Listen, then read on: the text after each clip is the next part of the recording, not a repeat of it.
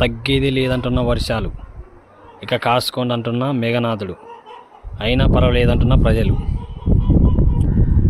చూస్తే కాచుకోండి, లేకపోతే కోతలు మొదలు పెడతానంటున్న మేఘనాథుడు.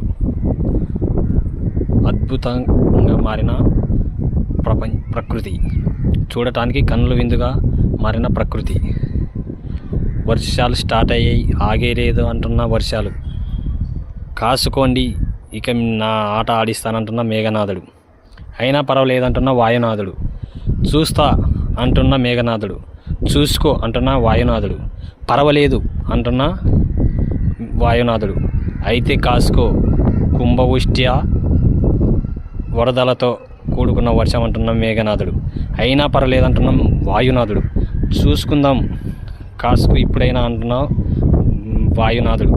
మళ్ళీ ఏం చేస్తావు మరి అంటున్న మేఘనాథుడు. అయినా పర్లేదు అంటున్న వాయునాథుడు.